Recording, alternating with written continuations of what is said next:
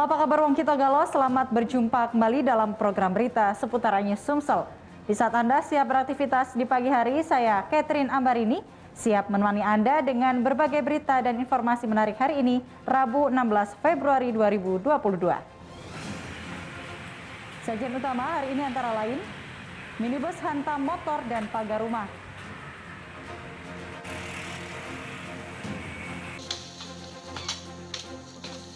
TNI bantu warga lintasi jalan rusak. Awas api tuh.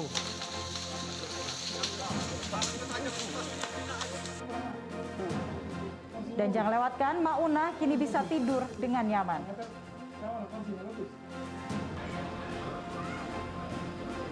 Pemirsa, inilah seputar Anyus Sumsel selengkapnya.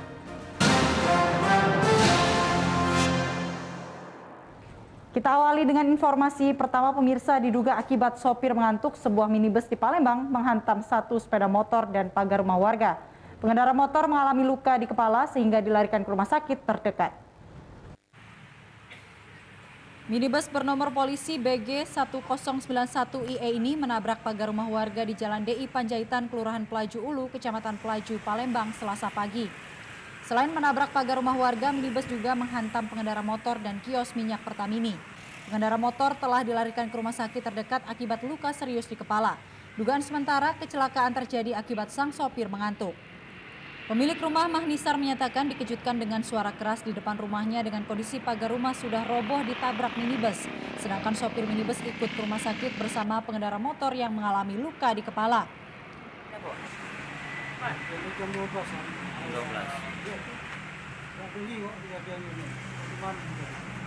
Untuk korban sendiri, Pak? Korban siko yang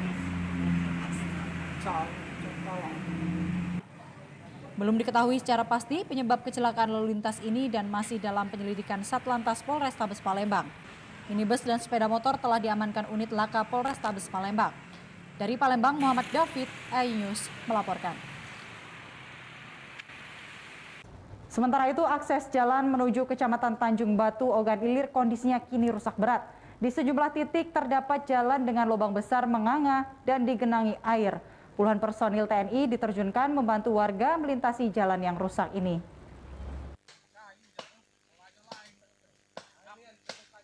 Di sejumlah titik jalan menuju Kecamatan Tanjung Batu, Kabupaten Ogan Ilir kondisinya kini rusak berat. Terdapat ruas jalan yang berlobang menganga besar dengan digenangi air setinggi kaki orang dewasa.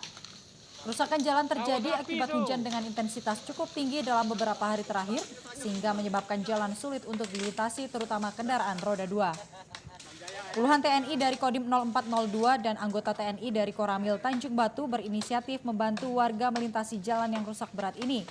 Mereka secara bersama-sama memotong ranting pohon besar yang mengancam keselamatan pengendara jika sewaktu-waktu ranting pohon tiba-tiba ambruk. Dengan cepat dan cekatan harus bisa mengatasi kesulitan rakyat itu, salah satunya membuka kembali jalan yang tertutup. Yang mungkin ada ranting atau pohon yang tumbang, kemudian masuknya jalannya mungkin berlubang segala macam, ya kita bantu. Warga berharap pemerintah Kabupaten Ogan Ilir segera memperbaiki kerusakan jalan ini karena merupakan akses utama serta denyut nadi perekonomian warga setempat. Bila tidak segera diperbaiki, kerusakan jalan akan semakin parah dan semakin sulit dilintasi. Dari Ogan Ilir, Fitriadi, iNews melaporkan. Memasuki tahun 2022, ada sekitar 52 warga di Muara Enim yang terkonfirmasi positif COVID-19 dan tengah menjalani isolasi mandiri. Satgas COVID-19 berharap warga terus menjalankan protokol kesehatan dan melaporkan data kontak erat kepada petugas. Sejak mulai terdeteksinya varian baru COVID-19 di Indonesia awal tahun 2022, beberapa wilayah di Indonesia juga mengalami peningkatan angka warga yang terkonfirmasi positif COVID-19. Tidak terkecuali Kabupaten Muara Enim, Sumatera Selatan. Dari data yang didapat, sudah ada sekitar 52 warga yang terkonfirmasi positif COVID-19.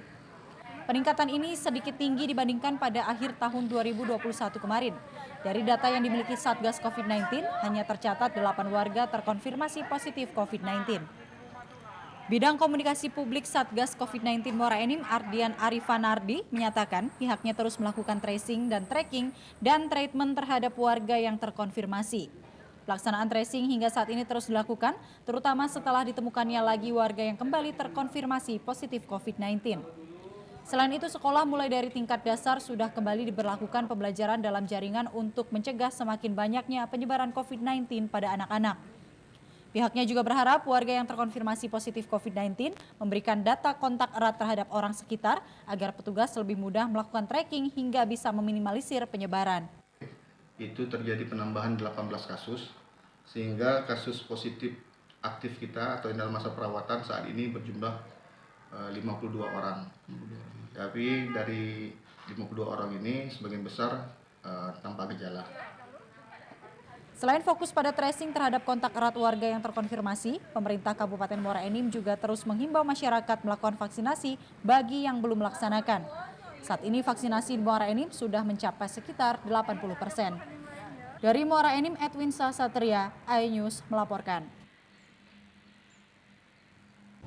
Dan pemirsa, mendukung percepatan memutus mata rantai COVID-19 dan diberlakukannya PPKM level 3 di Palembang, PWI Sumatera Selatan melakukan vaksinasi kepada wartawan.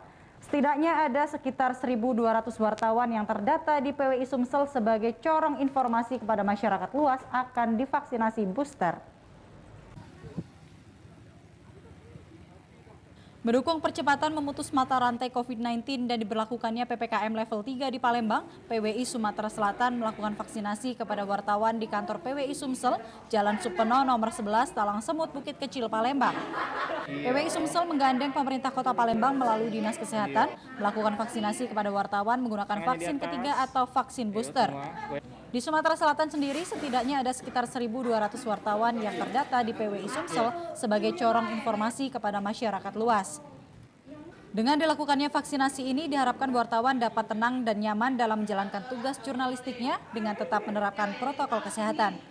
Pertama, mendorong teman-teman wartawan yang anggota PWI dan keluarga wartawan untuk mengikuti program vaksin ini. Karena kita tahu bahwa vaksin salah satu metode untuk mencegah atau meminimalisir berkaitan dengan penularan COVID. Ya, menambah imunitas kita lagi kan, karena situasi di luar katanya yang lagi ada virus varian baru kan. Vaksinasi tidak hanya diberikan kepada kalangan wartawan, vaksinasi di kantor PWI Sumsel juga terbuka bagi masyarakat umum yang melakukan vaksin tahap ketiga. Dari Palembang, Muhammad Riza Fahlevi, iNews melaporkan. Dan pemirsa, dalam 2 bulan terakhir, Dinas Kesehatan Muara Enim mencatat kasus demam berdarah mengalami peningkatan. Peningkatan ini seiring dengan tingginya curah hujan yang menjadi salah satu penyebab merebaknya penyakit. Setiap memasuki musim penghujan seperti sekarang ini, warga yang terkena kasus demam berdarah dengue kembali meningkat. Terhitung Januari hingga pertengahan Februari 2022, warga Kabupaten Muara Enim yang terserang DPD sudah mencapai 26 orang. Perubahan cuaca dari musim panas ke musim penghujan sangat berdampak pada kesehatan. Dampak perubahan iklim juga menyebabkan berbagai penyakit seperti demam berdarah, malaria, flu, dan demam bisa menyerang. Faktor penyebab datangnya sumber penyakit ini karena lingkungan tidak sehat. Pelaksana tugas kasih pencegahan dan pengendalian penyakit Dinas Kesehatan Muara Enim, Musrifah Aini menyatakan, saat ini banyak yang terkena kasus DBD terhitung Januari sudah sebanyak 26 orang. Dinkes Muara Enim telah melakukan himbauan pencegahan seperti pemberantasan sarang nyamuk dan abatusasi di berbagai wilayah, terutama wilayah pandemi Tanjung Enim dan Rambang Diru. Masyarakat diminta untuk mencegah datangnya penyakit ini dengan cara menjaga kebersihan tempat tinggal dan lingkungan, serta menerapkan 3M, menutup, menguras, dan mengubur barang bekas. Warga juga diminta untuk tetap menjaga protokol kesehatan. Dari bulan Januari sampai dengan Februari ini Pak ya, yang tercatat di kita yang sudah masuk KDRS-nya berjumlah 26 kasus. Dari 26 kasus itu dari Rumah Sakit Rabain, Rumah Sakit Bank, dan ada sebagian dari Prabumulih. Saat ini kasus positif COVID-19 di Muara Enim juga sedang mengalami peningkatan. Dari Muara Enim, Edwin Satria, iNews melaporkan. Mauna kini bisa tidur dengan nyaman. Saksikan beritanya sesaat lagi.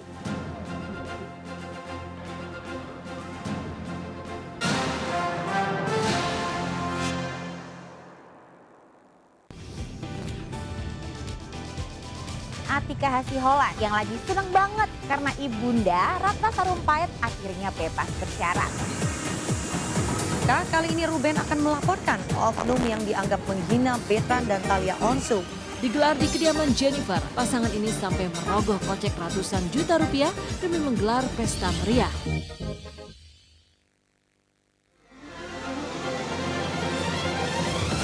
Tim gabungan kembali mengevakuasi korban kecelakaan bus Wijaya. Pemirsa, polisi akan mengumumkan hasil uji balistik penembakan gedung DPR. Pemirsa, razia minuman keras di Tangerang, Banten diwarnai kejar-kejaran polisi dan beberapa pemuda mabuk.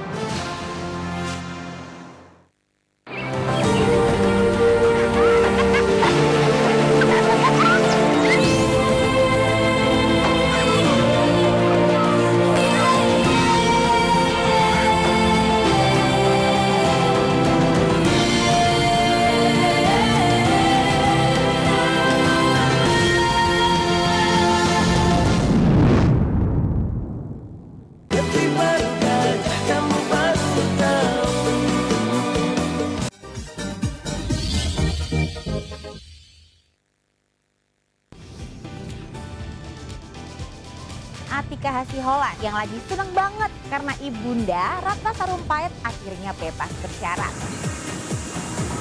Kali ini Ruben akan melaporkan oknum yang dianggap menghina Betan dan Thalia Onsu.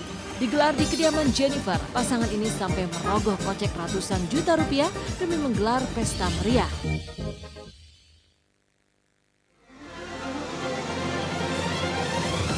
Tim gabungan kembali mengevakuasi korban kecelakaan bus Wijaya. Pemirsa, polisi akan mengumumkan hasil uji balistik penembakan gedung DPR. Pemirsa, razia minuman keras di Tangerang, Banten diwarnai kejar-kejaran polisi dan beberapa pemuda mabuk.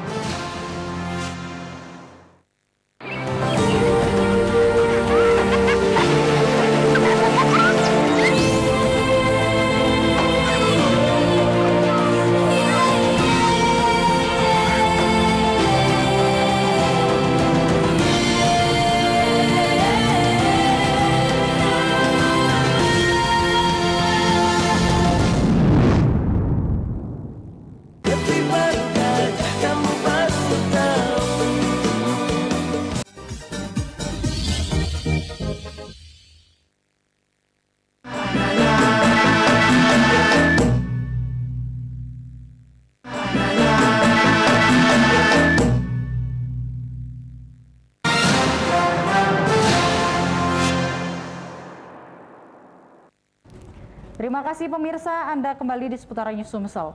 Pemirsa, Satuan Reserse Narkoba Polres Musirawas Utara meringkus seorang kurir narkoba. Tersangka ditangkap polisi saat hendak melakukan transaksi narkoba di Kelurahan Surulangun Rawas, Kecamatan Rawas Ulu, Muratara. Saat dilakukan penggeledahan, ditemukan bungkusan plastik berisi ribuan butir ekstasi di dalam tas sandang tersangka. Proses penangkapan ini dilakukan anggota Satuan Reserse Narkoba Polres Musirawas Utara terhadap tersangka Firman Alamsyah, warga desa Surulangun Seberang, Kecamatan Rawas Ulu, Muratara. Tersangka ditangkap saat hendak mengantarkan narkoba kepada polisi yang melakukan penyamaran sebagai pembeli di Kelurahan Surulangun Rawas, Kecamatan Rawas Ulu, Muratara. Tersangka tak bisa mengelak lagi saat dilakukan penggeledahan terhadap dirinya. Polisi mendapati 10 bungkus plastik yang berisi ribuan butir narkoba jenis ekstasi tersimpan di dalam tas sandang milik tersangka. Tersangka berikut barang bukti narkoba kemudian digelandang polisi ke Mapolres Musirawas Utara untuk menjalani pemeriksaan lebih lanjut. Pelaksana tugas Kapolres Muratara AKBP Andi Basorahman menyatakan tersangka ditangkap berawal dari informasi masyarakat yang mengatakan akan adanya transaksi narkoba. Dari informasi tersebut, polisi kemudian melakukan undercover buy dengan tersangka hingga tersangka berhasil ditangkap. Dari penangkapan terhadap tersangka diamankan barang bukti 10 bungkus plastik diduga berisi narkoba jenis ekstasi dengan total sebanyak 4.700 butir ekstasi dan 1 buah tas sandang. Sekitar 10.000 butir ekstasi yang kami monitor dari Riau. Kemudian akan disebarkan di tempat kita. Guna mempertanggungjawabkan perbuatannya, tersangka dikenakan pasal 114, pasal 112, dan pasal 132 Undang-Undang Nomor 35 Tahun 2009 tentang narkotika dengan ancaman hukuman maksimal 20 tahun penjara. Dari Musirawas Utara, Amri Wijaya, iNews melaporkan.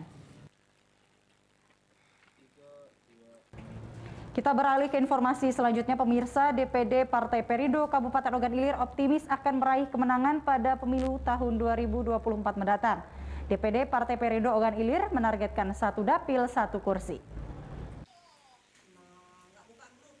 2024 mendatang akan kembali dilaksanakan pesta demokrasi Pileg dan Pilpres. DPD Partai Perindo Ogan Ilir optimis dan yakin akan menang. Semua kader sejak dini telah dikerahkan semaksimal mungkin untuk bekerja dengan baik dan berbuat baik kepada masyarakat.